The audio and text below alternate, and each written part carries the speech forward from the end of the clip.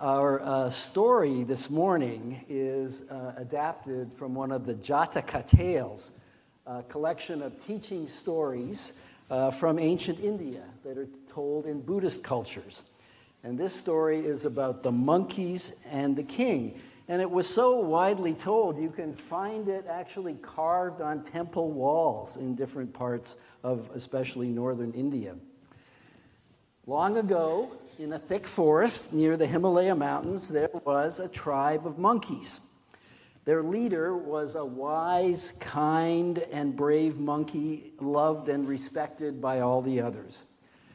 The lead monkey always took care of the tribe. And the monkeys lived very happily in a tree that was a big tree full of fruit by a river. The river was wide and dangerous with strong currents. The monkeys, being good climbers and jumpers, stayed safe by keeping away from the water. One day, a human king who owned that forest brought a group of men with him into the forest to hunt. After a while, though, they got tired and thirsty and hungry, so they stopped by the river to rest and get a drink. But they had no food. The king saw the beautiful big tree with all of its fruit that they could see from down below, and he wanted everybody to have some. But the tree was too tall, and its branches hung over the river. The king, eager to feed his men, told them to start cutting down the tree so that they could get to the fruit. The sound of chopping began to echo through the forest, and the leader monkey heard it down below. Quickly understanding the danger, the leader monkey had to decide how to save the tribe. And of course, the leader's first instinct was to order all the monkeys to fight. They could jump down from the tree onto the backs of the humans and scare them away. But if they did that, there would be a good chance that the humans would fight back, and some of his monkeys could be hurt or even killed. Maybe there was another way. Without wasting time, the leader monkey jumped from branch to branch, gathering together all the monkeys, and then making a big jump to another tree on the other side of that dangerous river.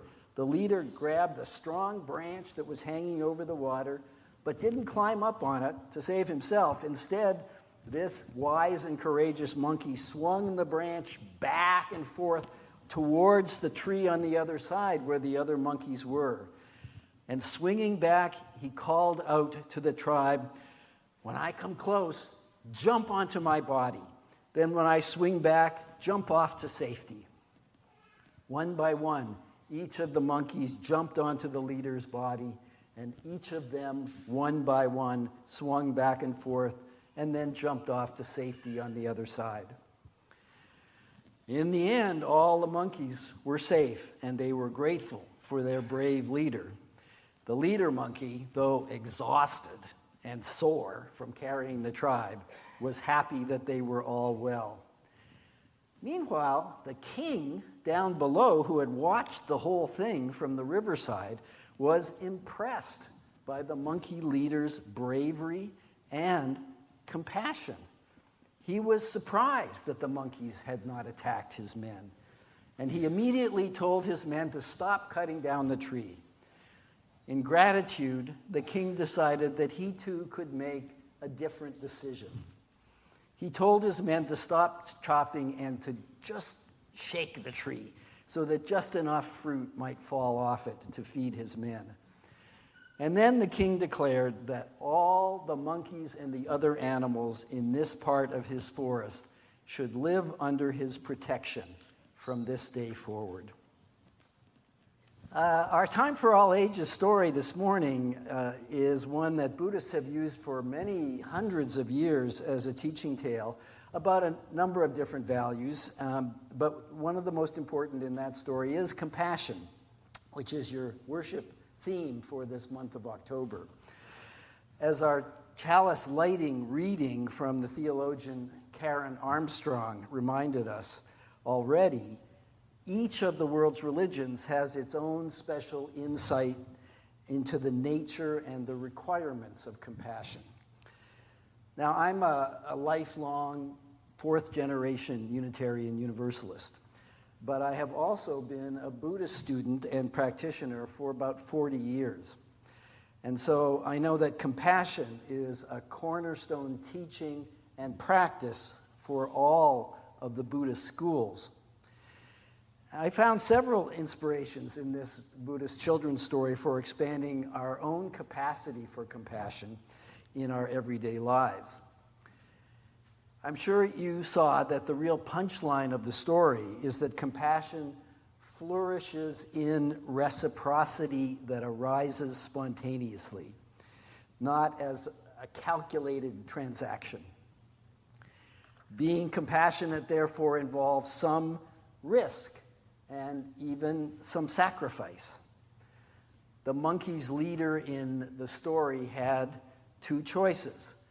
One was to defend their territory by jumping down on the backs of the king's men and scaring them off. And the other one was to place the safety of all of his monkeys first and risk losing their special tree in the forest and all the security that it gave to them. For those of you who have been here this morning with children who heard this story, I was thinking about how you might talk about it with them without using all of the lofty words that I just used here. And because my own experience these days with children centers around my 5-year-old twin grandchildren, I thought about what words I would use with them. And here is the teaching phrase that I came up with that I thought might work. You be first. You be first instead of, that's mine, or even take turns. We've been just through a couple of years of that's mine behavior with these kids around toys and food and playground activities. Take turns was the first obvious strategy that the kids' parents tried, and often that worked very well at keeping the peace. But it was an amazing moment. I remember it. And it was a sign, I think, of growing maturity when one of the twins for the first time came up spontaneously with, you be first, giving her sister a chance to try out a new game that they had just both been given.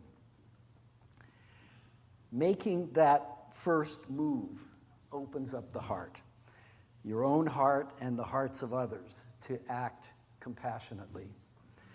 And that's what happened to the king in our story. His heart was open to the monkeys when they acted first.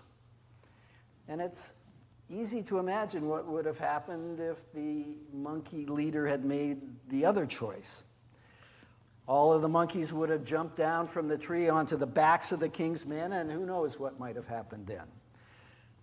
Maybe the humans would have all run away, or maybe they would have fought back and defeated the monkeys. Or maybe, as is so often the case in these conflicts, it would have been a standoff and a long fight that left many casualties and destroyed the tree anyway.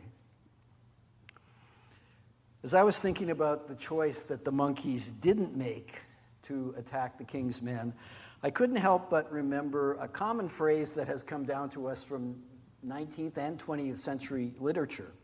The phrase, a monkey on my back, meaning a persistent emotional problem or an addiction that you can't shake off. In the United States, the phrase appears prominently in the 1940s detective novels and crime series, and it often was referring to addiction to heroin. We all know, however, that addictive behaviors don't have to involve drugs. Much of Buddhist wisdom about how to live with compassion in this world is addressed to addictive behavior we can all recognize. Addiction to beliefs about ourselves and our world that were usually taught to us in childhood, or addiction to repetitive, self-defeating habits. What I've learned from my own Buddhist studies is that I actually don't have just one monkey on my back. I have three. And the monkeys on my back are called greed, hatred, and ignorance. In most Buddhist traditions, these are called the three poisons. Now, nobody likes to think of themselves as greedy or obsessed with anger to the point of hatred, or ignorant, as in stupid. However, the three poisons in these spiritual teachings refer to the challenges we all have in our lives that are much more subtle than just these raw emotions. The three poisons are described as thoughts and feelings that rise in our minds and hearts endlessly and subtly and influence the ways that we relate to the world. Ignorance really refers to misunderstandings about the way the world works. Hatred refers to our tendency to divide the world in two all the time, according to our likes and our dislikes, our attractions and our aversions. Greed refers to our built-in self-centeredness that evolved early in childhood and that we think of as absolutely normal. Ignorance, anger, greed, they're all three of them monkeys on our backs. And these days, every time I turn on the news, it seems like they are being actively fed and celebrated by people in power. So how do we respond personally? How do we find inspiration to shake these monkeys off our backs and try to live instead with compassion?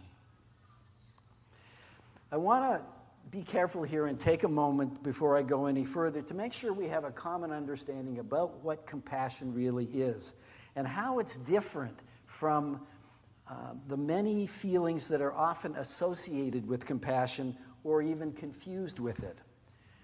Compassion is not the same as pity.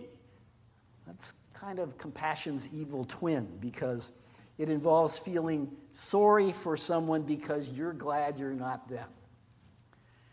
Neither is compassion the same as the familiar romantic or parental love that so many of us enjoy, which involves satisfying commitments of duty and which are mutual and enhance our own self-interest. Empathy is certainly a part of compassion, but empathy is more like a way station on the way. That's because compassion arises not only from committed and family relationships or friendships, but from the human experience that we all share and that we in fact share with all other sentient beings, the experience of our lives being impermanent and the experience that there is a great deal in our lives that we cannot and will never control. In Buddhist teaching, that common experience is described often as our suffering. So the definition of compassion that I like best is this one: deep awareness of the suffering of another combined with the desire to relieve it. So that's why empathy isn't quite matching up with compassion, because empathy doesn't necessarily require action to relieve the suffering as part of your response. Now, if you were to look for the word compassion in the new Unitarian Universalist values flower, which I'm sure you've seen here and become a little bit familiar with, you won't find it. But what you do find in that depiction of our values that we share are values that represent the antidotes to greed, hatred, and ignorance. The antidote to greed in the values flower is generosity, the willingness to extend beyond your own needs and security from a place of compassion to help others. The antidote to hatred is, of course, the love that is at the center of the values flower, the love that sees no difference between you and me, no difference between you and me and those facing starvation in Gaza, or those that were killed on October 7th, or those who are dying on either side of the front in Ukraine. The antidote to ignorance in the values flower is interdependence. The recognition that the truth about our lives is not that we are all in this world alone, separate from everyone and everything else, engaged in a struggle for survival that is a zero-sum game.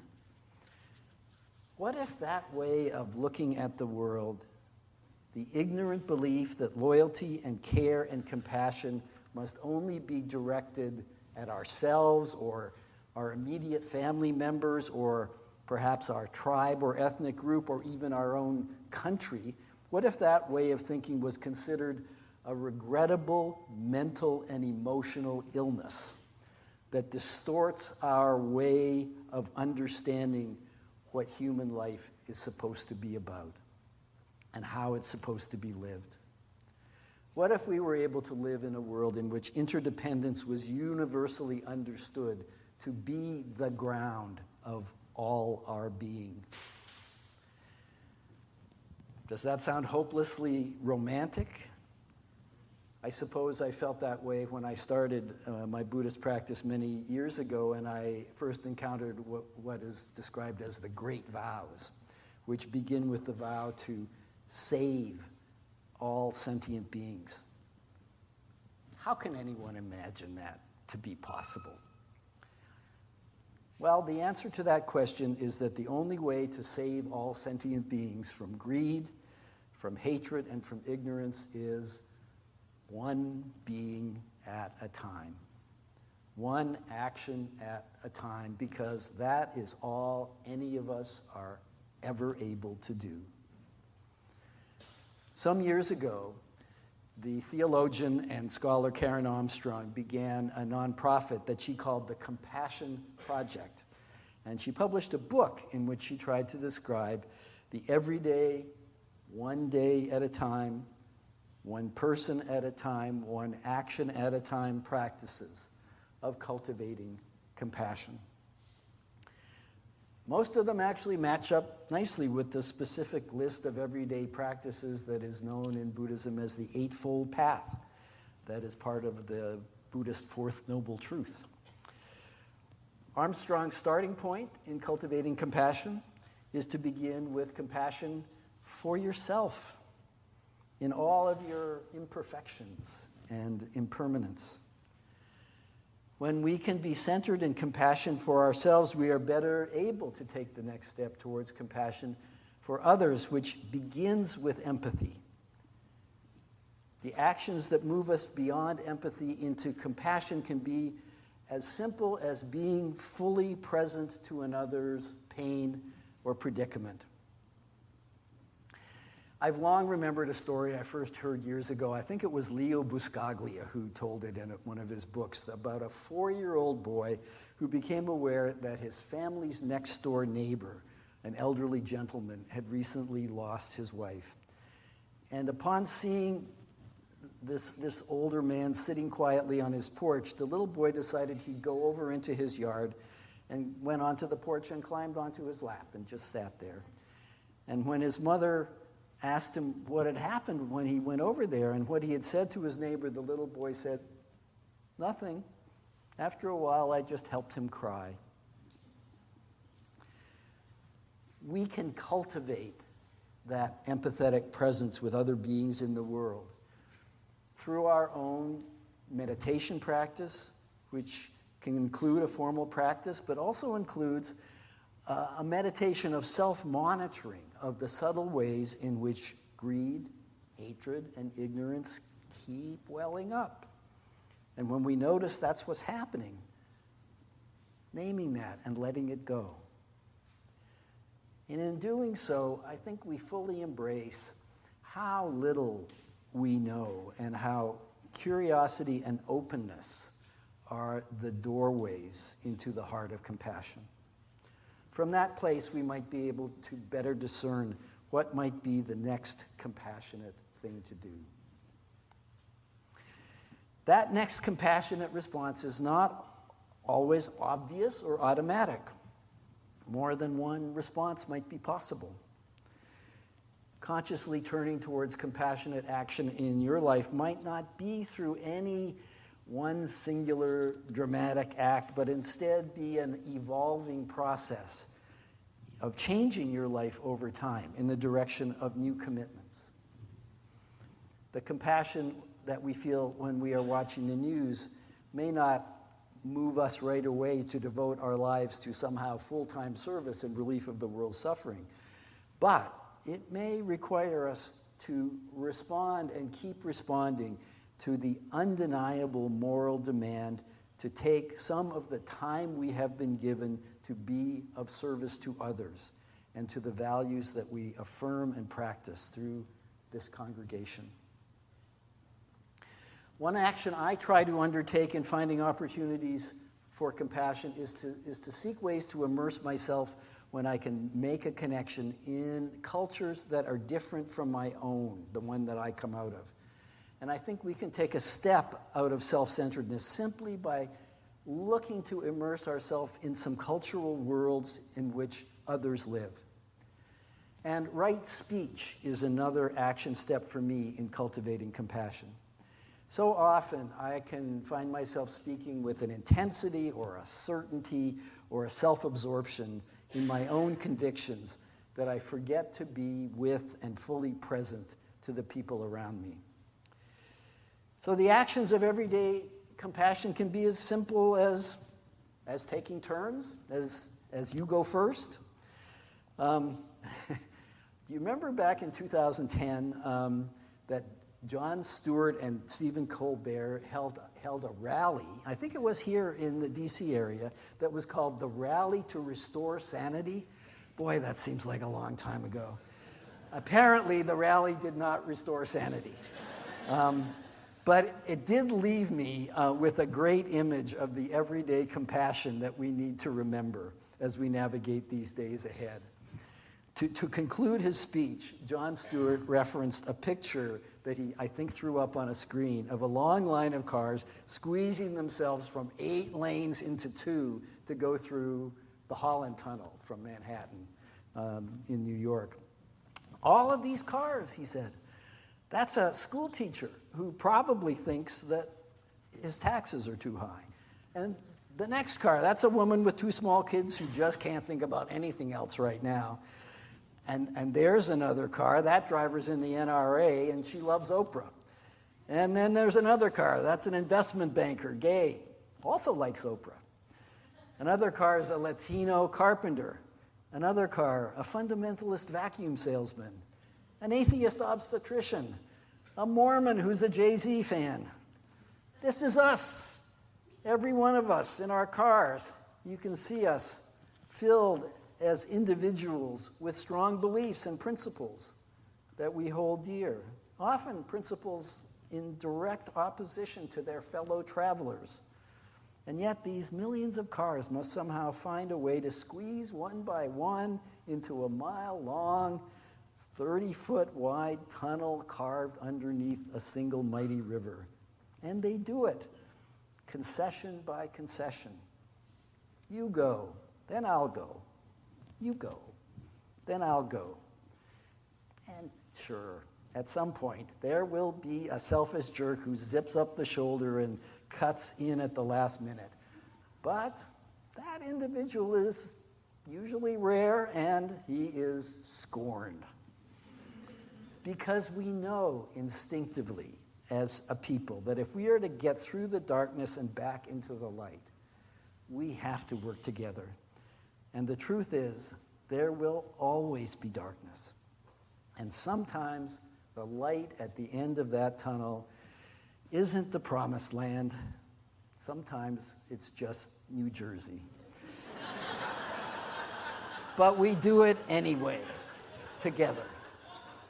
May it be so.